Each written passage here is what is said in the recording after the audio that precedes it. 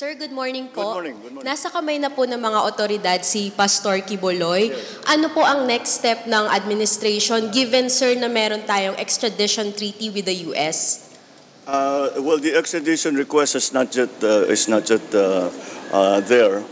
Besides, the judicial processes that Apollo Quiboloy is going to have to go through now, locally, still have to be done. Because we have, what has been done is that we have implemented and enforced an arrest warrant that was issued by the court. And therefore, it is now within the court's hands. Wala na sa executive ito. Kami sa executive, ang ginawa lang namin, in-implement lang namin, in-enforce lang namin ang order ng court. So that is the situation now. We will have to look at that. But for the moment, hindi extradition ang tinitignan natin. Ang tinitignan natin ay yung mga kaso na mga complaint na pinila dito sa Pilipinas. At yun muna ang kailangan niyang harapin. Next question, Chona, please. Hi, Chona. Sir, good Good morning. morning. Sir, anong participation ng Armed Forces of the Philippines? Bakit sila nandun? At bakit sa kanya nag-surrender si Pastor Quiboloy? Well, ganyan naman talaga. Madalas naman mangyari yan na may augmentation sa AFP. But let's be very clear. This was a police-led operation. It was a police operation. Kung ano man ang involvement ng AFP dyan ay, as I said, augmentation. As you can imagine, all through these past months na, all the intelligence services were involved, both in the police, both in the AFP, even our civilian intelligence services. Kasama lahat yan para malaman natin ano yung dapat natin gawin and what are the movements that can be attributed to Apollo Quiboloy, Mr. Quiboloy. At yan ang kaya naman may augmentation. Kung maalala ninyo, nung una silang pumasok, after 24 hours, 36 hours, hapong-hapo na yung mga pulis. So ang ginawa namin, para marelyebo naman sila ng konti, ay nagpadala kami ng sundalo na AFP. That was about 2.5 weeks ago. Nagpadala tayo ng AFP para mag-augment, makapagpahinga naman yung mga pulis natin. But eventually, when that was okay, nung pwede na naman yung pulis natin, winidraw na naman natin yung AFP at ang pulis na naman ang nag-frontline. So that's a standard procedure dito sa Pilipinas. Madalas naman talaga natin ginagawa yan. Well, I think what you all want to know, let me take you through the timeline already, what happened here.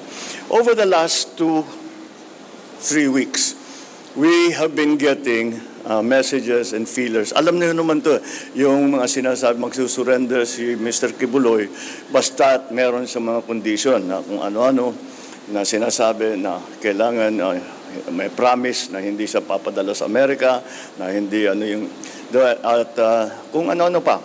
At alam naman ninyo, hindi naman natuloy yun dahil hindi naman maaari na yung fugitive ang nagsasabi kung ano yung mga kondisyon na sa pag-aresto sa kanya. Kaya walang nangyari doon. Patuloy, ngunit patuloy. Meron tayong mga feelers na nakukuha. At we were very clear to his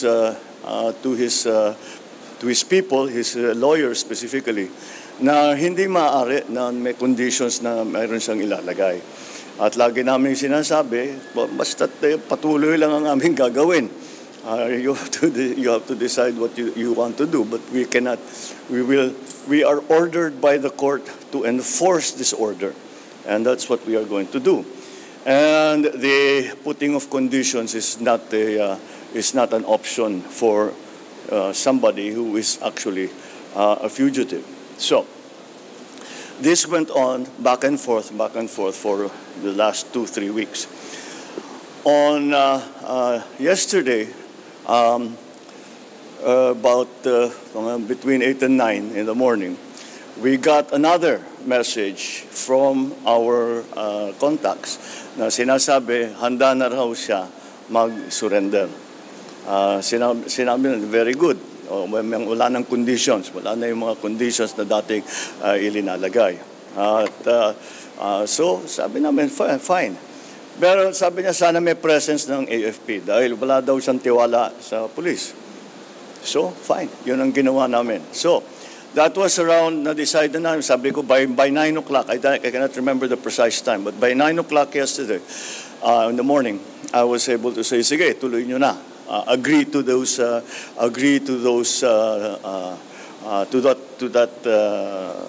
that scenario. So, and that was it. So, tuloy-tuloy ng pag-uusap. How do we do it? Where did this? Where? At 3:40 in the afternoon of yesterday, lumipad na yung C-130 papuntang Davao para susunduin na siya. And that is exactly what happened. Pagbaba ng C-130 sa Davao Airport, pinuntahan na nila ang compound at natuloy na yung kanyang pag-exchange. Dinala siya, sinakay siya sa C-130 para dalhin dito sa Maynila dahil kailangan, ang unang naging kaso niya ay Pasig. So, dun muna siya haharap. And that's essentially the timeline of what happened yesterday. The events after things that were not really moving, kung hindi dun sa atin, na yun na nga, pinasok na ng pulis yung compound, naghuhukay nga tayo dahil na ang intelligence natin ay sinasabi talagang nandoon siya at patuloy yung aming operation. So that is I think what convinced Mr. Kibuloy na wala na, useless na yung magtago siya, na dapat lumabas na siya. And so, well, I'm happy that I'm glad that this is over. We can now resolve and look at the allegations that have been made against him. We have to, I have to commend our PNP. This is police work at its best. This is what the PNP can do pag led well at maganda ang ating pagkakaunawa at pag-coordinate sa iba't ibang ahensya. But this is what policemen do. They go after and enforce court orders and go after those who have had cases filed against them. At nakita natin, desidido ang ating mga pulis at ang instruction ko sa kanila, etong last time, sinabi ko, pagpasok natin, huwag na kayong aalis dyan hanggat makuha na niyo siya. And that's exactly what they did. Nakita niyo naman, we had to engage so many parts of the agencies, mga technical, yung mga intelligence services, lahat, kasama lahat yan. But it was, in the end, it was a police action that brought Apollo Kibuloy to the arms of the law. The question that is being asked constantly kagabi pa hanggang ngayon, nag-surrender ba o nahuli? I think that's a legal question, pero ganitong iniisip mo, hindi siya lilitaw kung hindi namin hinabol ng gusto. Ang pagkaintindi ko, ang pag-surrender, pag sinabing surrender, I don't know, maybe the legalists can explain this. Pero ngunit ang pagkaintindi ko, ang surrender, kapag wanted ka, ang surrender, pupunta ka sa police station o sa, sa prosecutor, I don't know kung saan. Sabihin, ito an official authority, sasabihin, nagsusurrender na ako. Alam ko may court order na, may arrest order na ako, kaya magsusurrender na ako. Hindi ganyan yung nangyari. Ang nangyari, napilitan siyang lumabas dahil malapit na ang pulis sa kanya.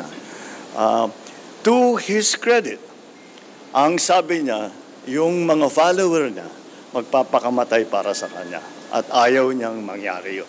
So to his credit, he was still displaying a modicum of leadership to his followers. Kaya naman, again, I will stress, it was a very, involved police action. augmented, of course, by the AFP, augmented by the civilian arms of government.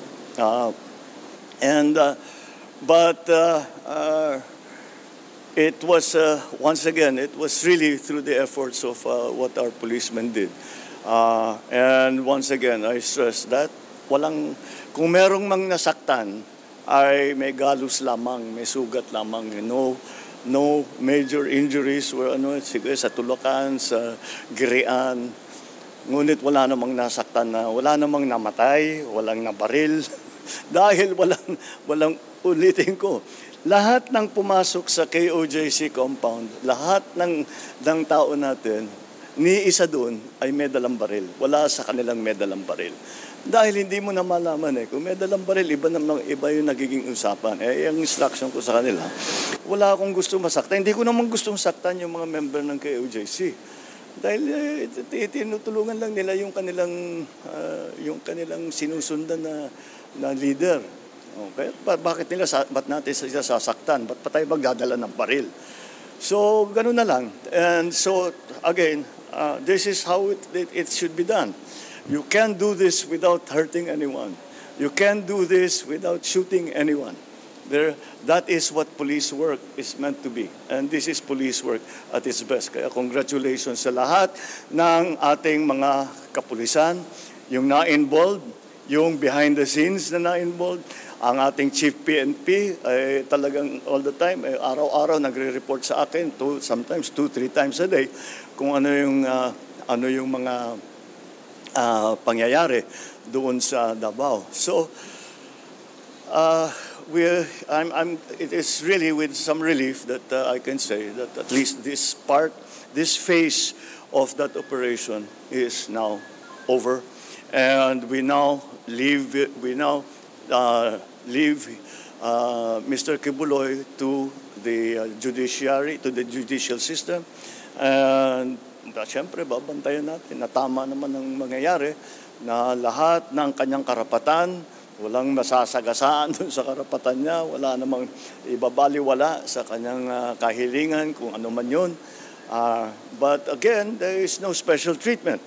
Although he's a very prominent person, we actually, hindi na, kung kahit na may magsabi na gawin natin special treatment, hindi namin alam gawin yun We don't know what special treatment is.